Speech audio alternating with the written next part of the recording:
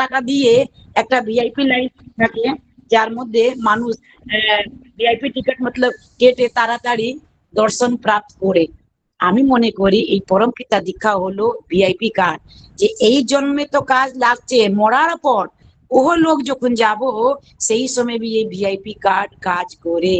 কিরকম একটা সত্যি কথা বলি, আমাদের যে ঠাকুরকে পরমপিতাকে নিয়ে চলছি, তো যদি আমাদের দেহ ত্যাগ করে ই লোক থেকে যাই, তো আমাদের ওই ভিআইপি লাইন ওইখানে পাবো, যেখানে শর্ট লাইন আছে, কেবল দীক্ষিত ছাড়া, যে স্মৃতি পরায়ণ ছাড়া ওই লাইনে আর কই দাঁড়ায় না, তাড়াতাড়ি তার শরীর পেয়ে যায়। আর সে ঠাকুরকে যে ধরেছিল, ঠাকুর কি বললেন, এবার তোদেরকে মানুষ করতে এসেছি, আমাদের মানুষ মেহি জন্মে নিব, এ গ্যারেন্টি আছে।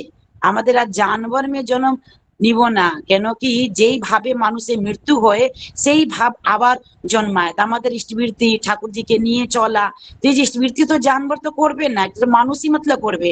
তার জন্য মানুষ মেয়ে যাব, মানুষ মেয়েই আসবো। পরম পিতায় ভিআইপি কার্ড কি রকম একটা বাস্তব কাহিনী দিয়ে বোঝাতে চেষ্টা মতলব করছি।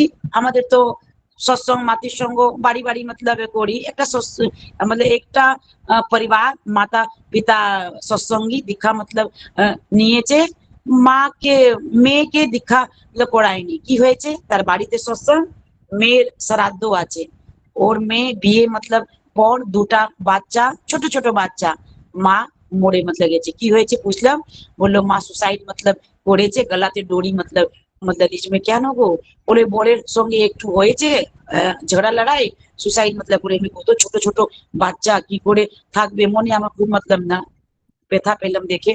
তো বললাম মাকে, বললাম কি কি গো তুমি নিজে মেয়েকে দীক্ষা মতলব করিয়েছিলে? না গো, মেয়ে জাতো তো কোথায় বিয়ে হবে কোথায় হবে না, তার জন্য করাইনি। বিয়ে পর ওদের একটা মতলব ভুল গুরু ছিল, তার দীক্ষা পেয়েছে। আমি যদি তুমি ঠাকুরের দীক্ষা করাতে মা, ঠিক আছে ঝামেলা ওমেলা লড়াই ঝগড়া হতে থাকে, কিন্তু এই যে মনোভাব নাম করতে, যখন নাম করি আমাদের যত কুভাব থাকে চলে যায়, পরমপিতা সেই সময় সহায় হয়ে আমাদেরকে ঠিক পথ মতলব দেখিয়ে দেন, তিনি সুসাইড করতে দেন না। তো তোমার মেয়ে যদি ঠাকুরকে দীক্ষা নিতে হতো, যদি নাম মতলব করতো, গ্যারেন্টি দিয়ে বলছি সে সুসাইড আর করতো না। ঠিক আছে, হয়ে গেল, এক বছর পর আবার তার বার্ষিক, আবার সৎসঙ্গ দিয়েছে। আমি আবার তার বাড়িতে মতলব না দেখলাম, তখন তার মা আমাকে ধরে বলছে, জানো মা, আমার মেয়ে স্বপ্নে আসে। স্বপ্নে আসে কি কয়, বলে কিছু কয় না, হাত পাতে আর বলে কি স্মৃতি টাকা 1 টাকা দাও, আমি স্মৃতি মতলব করবো। বলি কেন, বলছে জানি না কেন হাত মতলব পাতে আর স্মৃতি টাকা চায়। আমরা জানো কেন, সে যে মরে ও লোক মতলব গেছে, সুসাইড মতলব করেছে, অকাল মৃত্যু, শরীর পাচ্ছে না, 1 বছর থেকে বেঁচেন আছে। ও কি ওইখানে দেখেছে কি একটা ভিআইপি লাইন আছে, যে দীক্ষিত লোক আছে তাড়াতাড়ি শরীর পেয়ে যাচ্ছে, তার জন্য ও তো দেখেছে তোমাদেরকে স্মৃতি মতলব করতে, তার জন্য তোমাদেরকে চাইছে কি আমিও স্মৃতি করব, তো ভিআইপি লাইন মে গিয়ে আমিও শরীর পাবো। ভাবতে পারেন, এই লোক মে তো আমাদের ভিআইপি কার্ড কাজ করছে করছে, মরা পর ভি আমাদের ভিআইপি কার্ড আছে মাত্র। তো তাই তো মতলব না বলি, খুব কপাল করে পরম পিতাকে পেয়েছি, ঠাকুরকে পাবা জানি সবকিছু পাবা, কিছু জিনিস বাকি নেই। তার জন্য বলতে পারবো all in one Shri Shri Thakur Anukul Chandraji, সবকিছু পুরা পৃথিবী তার ভিতরে সমাহিত আছে, তিনি সবকিছু জ্ঞান সবকিছু আমাদেরকে শিখিয়ে মতলব দিয়েছেন। দেখুন ঠাকুর কি বললেন, পজিটিভ থিঙ্কিং রাখার মতলব কথা বললে, দুঃখ তোমাকে স্পর্শ করবে না, কারো দুঃখে কারণ কারণ মতলব হও না, আর তুমি সবকিছু পরম পিতা পে নেস্ট করে দাও। তা আমাদের যে সৎসঙ্গী লোক আছি, জীবনে আমাদের भी দুঃখ তকলিফ আপদ বিপদ রোগ ব্যাধ থাকে, কিন্তু তাও দুঃখ আমাদেরকে স্পর্শ করে না। কেন জানেন, এই যে ঠাকুরকে কথা অনুযায়ী চলি, পজিটিভ থিঙ্কিং মতলব এ রাখি, কষ্ট হলে भी লাগে, পরম পিতা তো আছে, একটা বিশ্বাস আছে, ভরসা আছে, ঠাকুর তো আছে। এই যে আস ভরসা বিশ্বাস কত বড় কাজ, এই যে ভরসা আজ যে আছে, কত আমাদের বড় সে বড় সংকটকে পার করে নি জানেন। এর উপরে একটা রিসার্চ হয়েছিল, একটা রিসার্চ মতলব হয়েছে 1978-এ। একটা সায়েন্টিস্ট কি করেছে, ইঁদুরকে নিয়েছে কিছু আর জলের জার, একটা জলের জার একটা ইঁদুরকে ডাললো, ইঁদুর কি মতলব করছে, সুইং করতে পারছে না, আবু ডাবু খেয়ে খেয়ে জল খেয়ে খেয়ে মরে লেগেছে। বাদ মতলব করে ফেলে দিল, অন্য অন্য ইঁদুরকে ডাললো জল ভিতরে, এবি বেচারা উবুডুবু খাচ্ছে, আর ডুববে আর ডুববে। তখন ওই সায়েন্টিস্ট ওকে হাত থেকে বের মতলব করে বাইরে এসে তাকে মুছে টুচে খাইয়ে দাইয়ে আবার জল মে ডাললো। এই ইঁদুর 72 ঘন্টা সুইম করতে থাকলো, আর ডুবলো না। তখন সে নাম দিল হপ এক্সপেরিমেন্ট, यानी आस भरोसा। बोलो কেন ইঁদুরটা ডুবলো না दूसरी बार? এই যে ইঁদুর ছিল ডুবছিল মরে যেত, কিন্তু কোথায় থেকে সায়েন্টিস্ট হাত এসেছে, তাকে রক্ষা করে দিয়েছে, তাকে সেবা যত্ন মতলব করে খাইয়ে দাইয়ে আবার জলে ঢেলেছে। তো তো মতলব ইঁদুরে বিশ্বাস হয়ে গেছিল, আবার যদি আমি ডুবি ওই হাত কোথায় থেকে চলে আসবে আর আমাকে রক্ষা করবে। এই যে আস ভরসা আমাদের যে ভিতরে আছে, পরম পিতাকে যে আমাদের নিয়ে চলি কি যা কিছু জীবনে হবে, ঠাকুর তো আছেন, ঠাকুর রক্ষা করবেন। সত্যি এই যে আস ভরসা, এ আমাদেরকে অসম্ভব সম্ভব করতে পারি। যেরকম ওই মতলব ইঁদুর, ডুবা ইঁদুর ওই 72 ঘন্টা সুইং করতে থাকলো আর ডুবলো না। জীবনে আমাদের भी এইরকম করতে থাকি, চলতে থাকি, আর ডুবা সিম নেই, क्योंकि আমাদের ভরসা আছে। ডুবতে তো দিবেন না পরম পিতা, কোথায় না কোথা থেকে এসে আমাদেরকে রক্ষা করবেন করবেন করবেন। তিনি রক্ষা করেন, শুধু একবার ডাকা মতন ডাকতে হয়। আমাদের ডাকা মতন ডাকি না, ঠাকুরকে ডাকি না, নিজেই ভাবি, নিজে প্রবলেম নিজে সলিউশন করতে থাকি, লেগে থাকি জীবনে। যেদিন মন প্রাণ দিয়ে পরম পিতাকে ডাকবেন, সারা পাবেন পাবেন। মন প্রাণ দিয়ে ডাকছি না, তার জন্য তো রামকৃষ্ণ ভগবান বললেন ঈশ্বরকে প্রাণ খুলে হৃদয় থেকে তিনাকে ডাকতে হয়, তো ব্রহ্মাণ্ড চিরে তিনি চলে আসেন। তা আমাদেরকে সেই রকম ডাকতে। তারপর একটা কাহিনী মনে পড়ছে, একটা বাচ্চা, ছোট বাচ্চা, তার বাবা ভাবছে বাচ্চাকে আজকে একটা শিক্ষা মতলব দিব, তাকে বলছে চল আজকে গার্ডেনিং মতলব করি। নিয়ে গেছে গার্ডেনিং মতলব করার জন্য। তখন গার্ডেনিং মতলব করছে, তখন ভাবছে এরকম তো আমার বাচ্চা শিখবে না, একে তো শিক্ষা মতলব দিতে হবে। একটা ভারী পাথর দেখেছে বাবা, বলছে ওকে সরা, সরিয়ে দিয়ে ওইখানে আমি একটা ফুল গাছ মতলব লাগাবো। বাচ্চা গিয়েছে, সরাচ্ছে, সরছে না, চিৎকার করে বলছে বাবা সরছে না বাবা। তখন বাবা মতলব না বললো কি শুন, সব বুদ্ধি খাটিয়ে দে, লাগিয়ে দে, এই পাথরকে এখান থেকে সরিয়ে দে। বাচ্চা ছোট, যে তো পারলো रस्सी डोरी कमर में मतलब বেঁধে, পাথর में मतलब বেঁধে টানছে, আর মতলব করছে, সরাতে পারছে না। এখন কান্না মতলব না শুরু, আর পারছি না বাবা, আর পারছি না, কানতে কানতে বেহাল হয়ে গেছে। তখন বাবা ছুটে আসলো, বললো কি সব বুদ্ধি কায়দা লাগিয়েছিলি? বলে হ্যাঁ বাবা, সব কায়দা মতলবে লাগিয়েছিলাম। তখন বলছে বাবা একটা তো কায়দা লাগালিস না। বলে কি?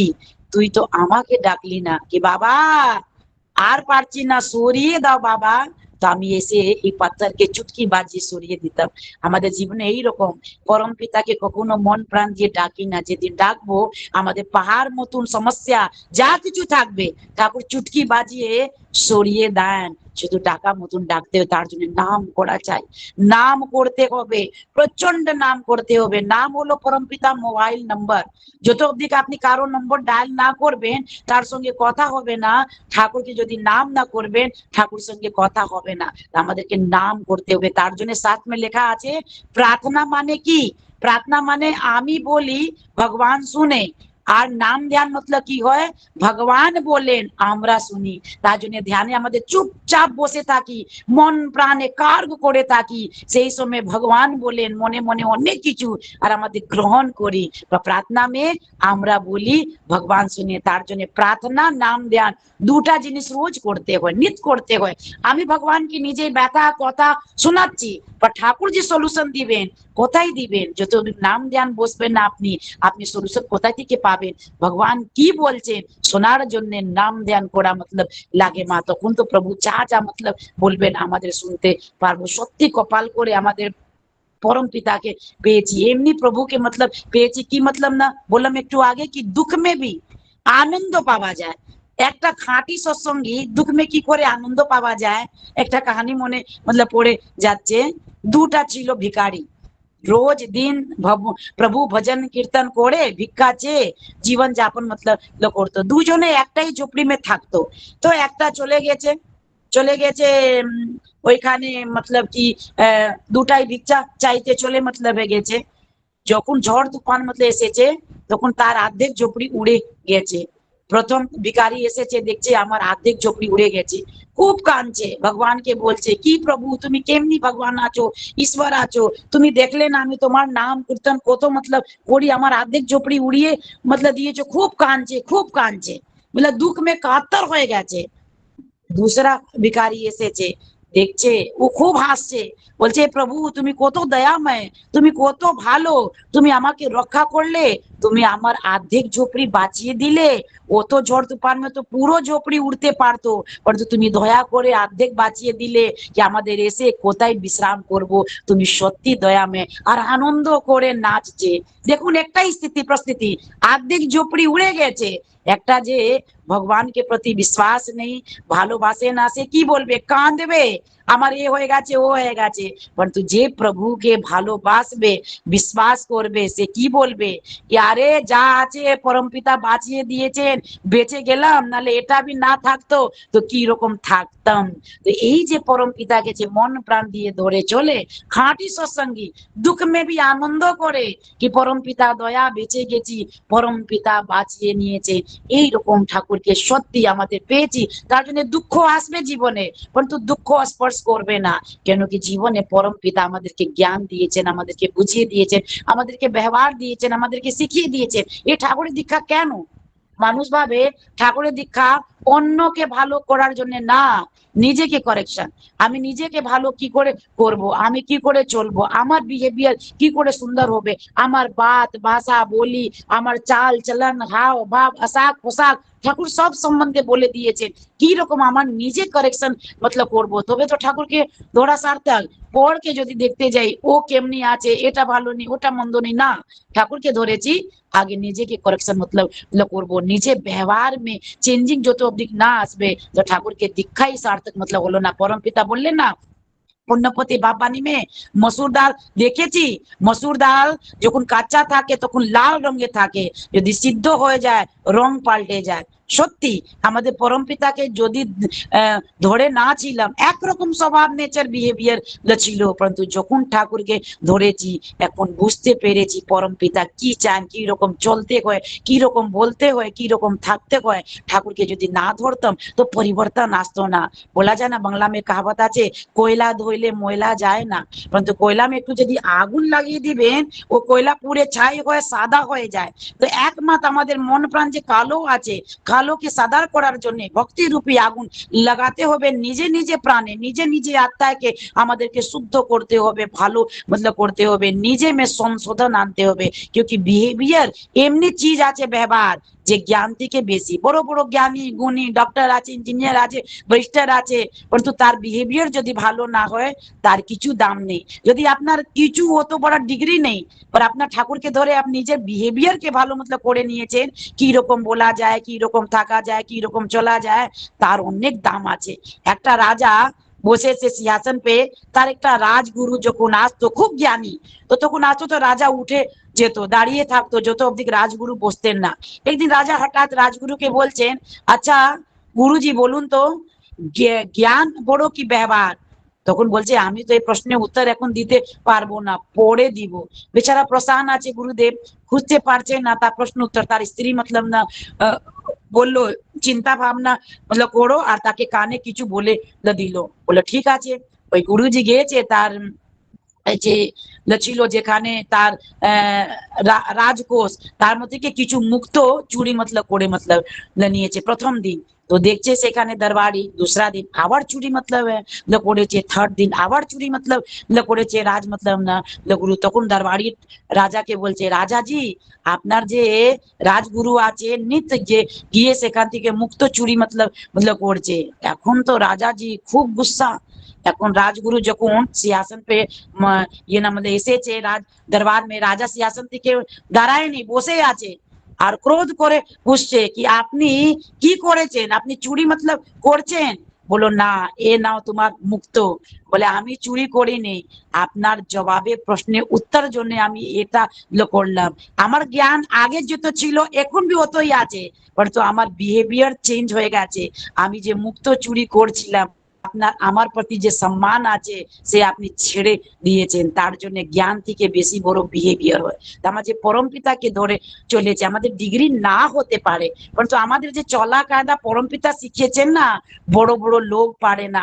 আমাদের যে এনি টাইম জল নিয়ে চলি, একটু মুখে কিছু মতলব এ দিলে জল দিয়ে দিই, চোখে উংলি দিলে জল মতলব দিয়ে দিই, কানে উংলি দিয়ে যে জল মতলব এ দিয়ে দিই, এই যে পরম পিতাকে ধরে যে বিহেভিয়ার গুলো শিখেছি, কি রকম চলতে হয়, আশাক পোশাক বলা ভাষা, এই যে পরম পিতা, তার জন্য অনেক বড় জিনিস পেয়েছি মা।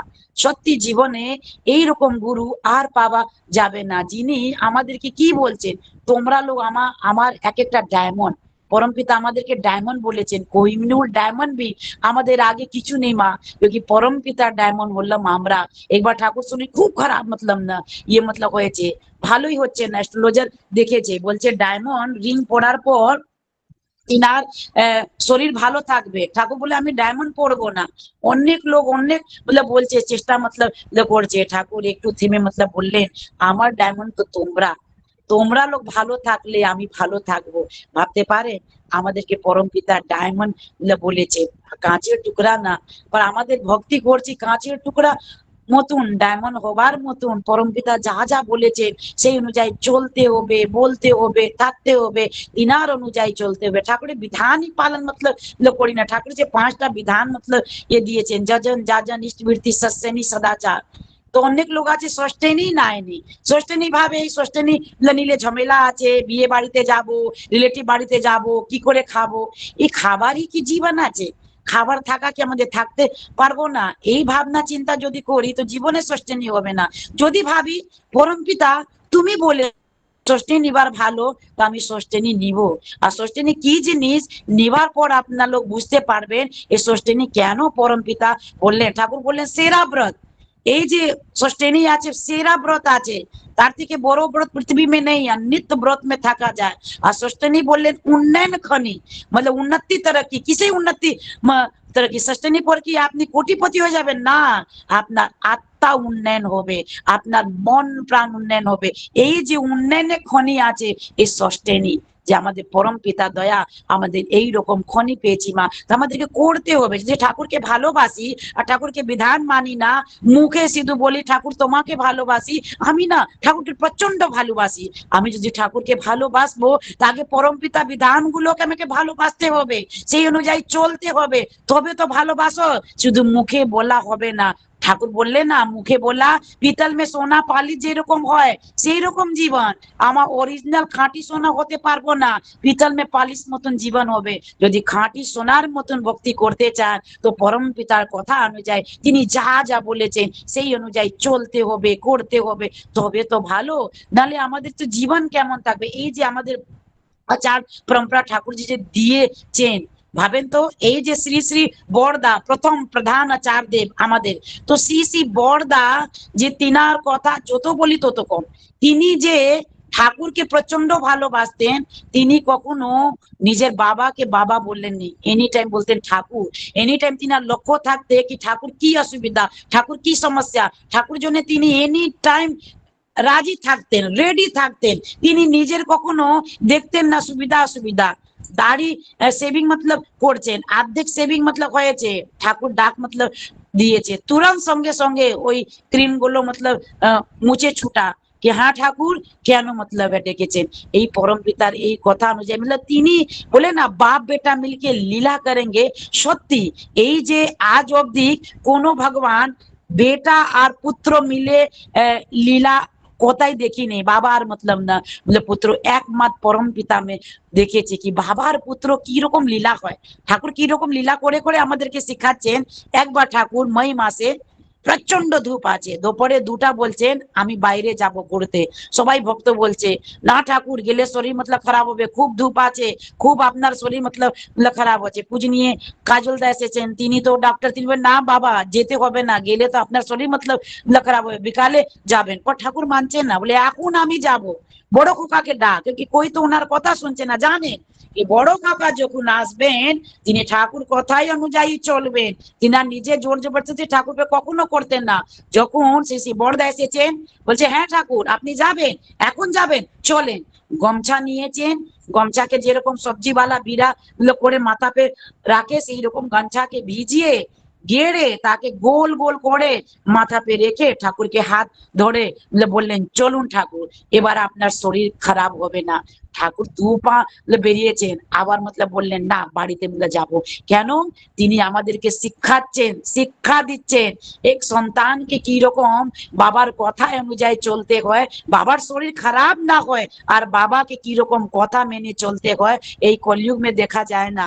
বাবাকে প্রচন্ড ভালোবাসে সন্তান, पर নিজে অনুযায়ী ভালো বাসে, আমার কথা অনুসারে চলতে হবে, বাবার কথা অনুযায়ী তিনাকে ভালোবাসা দেখা যায় না। তার জন্য বলি মা শ্রী বরদার মতন পিতৃভক্তি এই পৃথিবী আর কেউ করতেই পারবে না। তিনি করে করিয়ে আমাদেরকে শিখিয়ে দিয়েছেন কি রকম পিতৃভক্তি করতে হয়।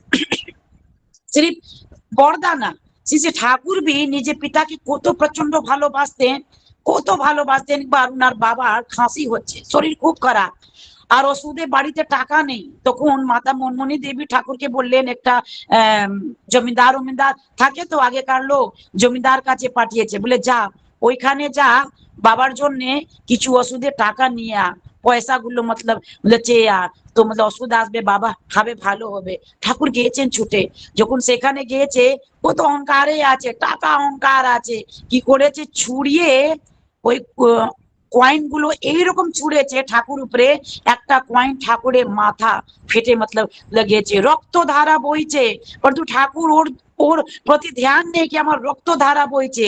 তিনার ধ্যান আছে মাটি মে টাকা কোথা কোথা পড়েছে, ওই কয়েন গুলোকে চুনছেন আর রক্ত ধারা বয়ে যাচ্ছে। কেন?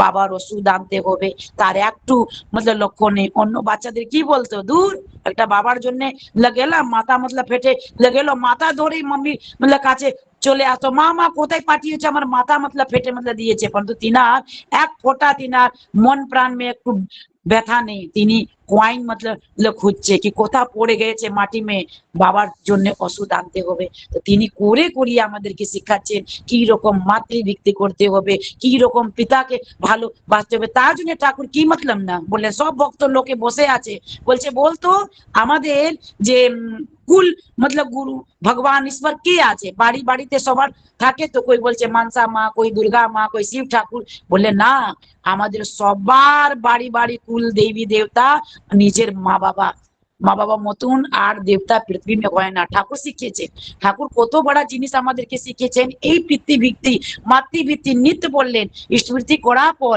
নিজে মা বাবাকে হাতে কিছু দিয়ে প্রণাম করা লাগে। आज থেকে आगे कोई देवी देवता कोई भगवान এইটা শিক্ষা দেন না মা, যে পরম পিতা এ দিয়েছেন। এই নিত্য যে পিতৃভক্তি মাতৃভক্তি করা কি লাভ আছে, কি রেজাল্ট আছে, যে সন্তানগুলো করে, ঠাকুরের অনেক কিছু আছে বলা আছে, যত করবে তত পাবে।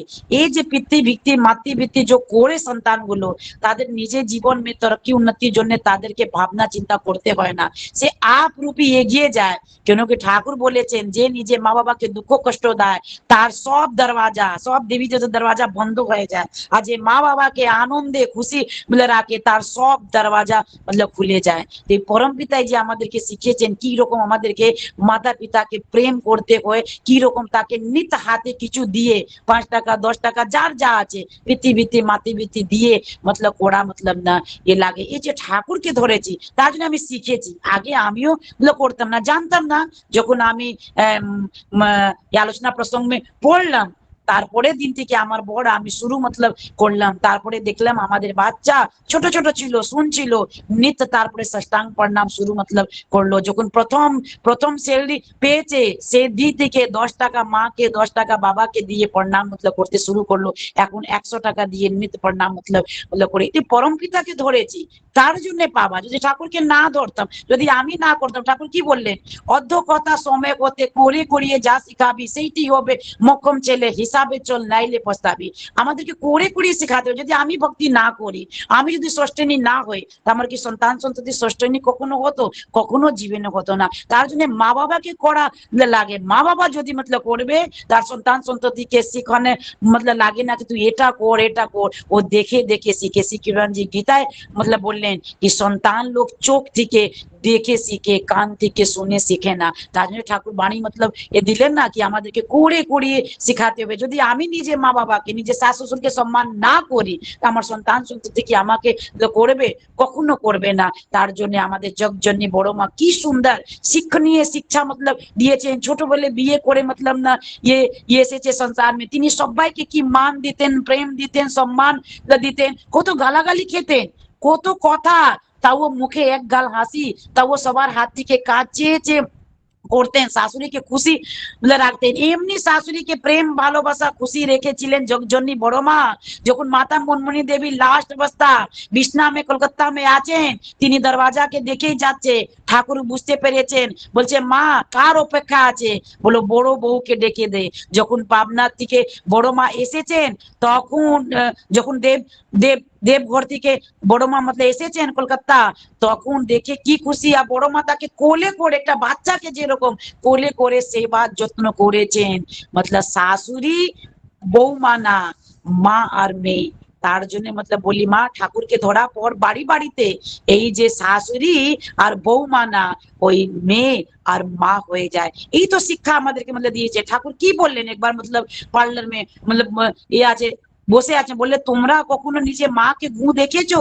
সবাই আবার এ ঠাকুর এ কথা কি বলছেন? বললে আমি দেখেছি।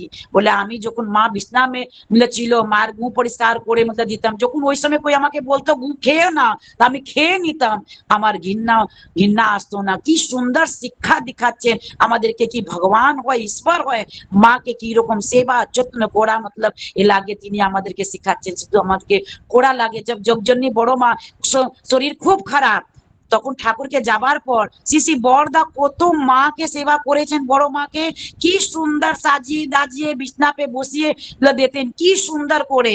একবার ওই সময় বড় মাকে সেবা যত্ন মতলব করছেন, তখন সাউথ ইন্ডিয়া থেকে ওই বড় পণ্ডিত শ্রী শ্রী দাদা নিয়ে নিয়ে এসেছে।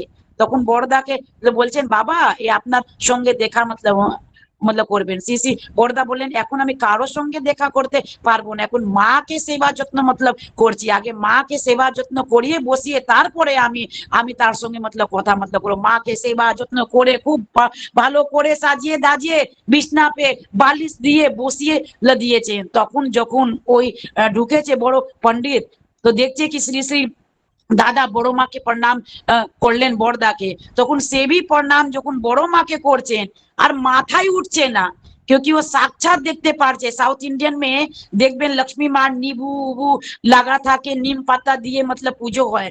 ও তো সাক্ষাৎ দেখতে বড় মার জায়গা দেখছেন কি উনার সাউথ ইন্ডিয়ান লক্ষ্মী মা আছে, বলছে সাক্ষাৎ লক্ষ্মী, সাক্ষাৎ লক্ষ্মী। यानी जग जननी बड़ो माँ लक्ष्मी स्वरूपनी बोला যায়, বাস্তব में তিনি লক্ষ্মী স্বরূপনী, তিনি লক্ষ্মী। আমাদেরকে কি করে বাড়িতে লক্ষ্মী মতলব আমাদের চাই লক্ষ্মী হোক, কিন্তু নারায়ণকে প্রসন্ন না করা পর লক্ষ্মী আসে না। ঠাকুরকে যত প্রসন্নচিত রাখবেন, ঠাকুর কথা অনুযায়ী চলবেন, লক্ষ্মীর জন্য আমাদেরকে এইদিকে ওইদিকে যেতে হবে না। লক্ষ্মী आप रूपी বললেন না, লক্ষ্মী তোমার বাড়িতে বাঁধা থাকবে। ঠাকুর মতলব বললেন সত্যাশ্রম में আমাদেরকে পরম পিতাকে মেনে চলতে হবে। এই যে আচার্য পরম্পরা, এই যে আচার্য আমাদের যে কথা বলছেন, এ করো ও করো, ডিপি वर्क মতলব করো, যাজন মতলব করো, সত্যি সব আমাদের মঙ্গলের জন্য। তিনার কথাই অনুযায়ী যদি চলবেন, কত মানুষকে তিনি ত্রাণ দিচ্ছেন, কত মানুষকে তিনি দারু নেশা থেকে মুক্তি, কত মানুষকে ক্যারেক্টার খারাপ তাকে ভালো, কত মানুষকে কল্যাণ করে যাচ্ছে। নিজের শরীরকে প্রবাহ করেন না, তিনার কোমর में কত ব্যথা, তাও তিনি অত দের বসে থাকতেন। তিনি আমাদেরকে কেবল আমাদের জন্য তিনি কত কষ্ট বহন মতলব করছেন। তিনি দেখাচ্ছেন কি শ্রী বড়দা যা যা বলেছিলেন, চোখ তিনার চোখের অপারেশন মতলব ইয়ে হবে, তিনি ইয়ে মতলব এনআরএস হসপিটালে মতলব এসেছেন, অনেক লাইন। একটা বুড়ি মা এসেছে, তারও চোখে অপারেশন, তাকে একটা হেমোপ্যাথিক ওষুধ মতলব বললেন 2 ঘন্টা অন্তরাল ডালো, ডেলে ডেলে বিকাল অব্দি তার চোখ ভালো মতলব হয়ে গেছে। শ্রী বড়দাকে জানাচ্ছে, বড়দা খুব মতলব খুশি হচ্ছেন। তো ভক্ত লোক বলছে ওর তো চোখ ভালো মতলব হয়ে গেছে, আপনি কেন হেমোপ্যাথিক ওষুধ ডেলে চোখটাকে ভালো মতলব মতলব করলেন না? তখন বললেন কি পরম পিতা আমাকে যা দিয়েছেন জগ কল্যাণের জন্য, নিজে কল্যাণের জন্য না। সত্যি আমাদের কত কপাল করে এই আচার্য পরম্পরা পেয়েছি মা, তিনি আমাদের কল্যাণের জন্য তিনি ওইখানে বসে আছে। আসুন আমাদের পরম পিতাকে মাথা নিয়ে, ইষ্টকে মাথা নিয়ে, আচার্য দেবকে মাথা নিয়ে চলি, জীবন সুন্দর আনন্দময় হয়ে উঠবে। জয় গুরু, জয় গুরু। জয় গুরু মা, জয় গুরু, জয় গুরু। কি বলবো, আমাদের যে শতাধিক পরিবার এখানে যোগযুক্ত আছেন, এত অপূর্ব ইষ্ট প্রসঙ্গ শুনলেন। প্রত্যেকে সমৃদ্ধি যাজিত এবং কি বলবো, মানে হৃদয়গ্রাহী সেই ইষ্ট প্রসঙ্গ মায়ের। ঝড়ের গতিতে মা ইষ্ট প্রসঙ্গ করে গেলেন। প্রত্যেকটা সাইড বলেন, একটা খুব সুন্দর সাইড আমার মনে দাগ লেগে গেল। যে কয়লা, যেমন কয়লা এমনিতে কালো থাকে, কয়লাকে পোড়ালে কিন্তু সেই কয়লার ছাইটা সাদা হয়। ঠিক আমাদের মনের মধ্যে যে পরমপিতা ছাড়া অন্য কিছু যেগুলো আছে আমাদের বৃত্তি প্রবৃত্তি, সেগুলোকে কিন্তু আমরা সেই নাম আগুনেই কিন্তু পুড়িয়ে আমরাও সাদা হতে পারবো। তারপরে মা তো বেঙ্গলে থাকেন ঠিকই, কিন্তু নন বেঙ্গলি মা তো, তাই ভাষার একটু আমরা হয়তো অনেকে একটু কষ্টসাধ্য হলেও সব সম্পূর্ণটা সুন্দর বোঝা গেছে। খুবই ভালো লেগেছে। কি বলবো, যে প্রত্যেকটা সাইড থেকে বলছেন, লক্ষ্মী মায়ের কথা বলছেন, শ্রী শ্রী বড় মায়ের কথা বলেছেন, মায়েদের কথা বললেন। মা কোনো সাইড বাদ দেন, এই যে এত সুন্দর মনোমুগ্ধকর পরিবেশের মধ্যে যে মা ইষ্ট প্রসঙ্গ করলেন, আমার মাকে বর্ণনা করার মতো ভাষা আমার জানা নেই। শুধু এটুকুই বলবো, মা যেন মায়ের পরমপিতার কাছে মায়ের, মায়ের পরিবারের, পারিপার্শ্বিকের প্রতি প্রত্যেকের নিরোগ ইষ্টচ্ছল মঙ্গলময় এবং সুস্থময় এবং শান্তিময় জীবনের প্রার্থনা রাখি মা। সুন্দর থাকবেন, ভালো থাকবেন, সুখে থাকবেন, আনন্দ থাকবেন। আগামীতে এইরকমই আমরা আবারও আপনার যাজন মুখর ইষ্ট প্রসঙ্গ শুনবো এ আশা রেখে আমি মায়ের মঙ্গল কামনা করে পরম পিতার কাছে মঙ্গল প্রার্থনা করছি। খুব ভালো থাকবেন মা, জয় গুরু।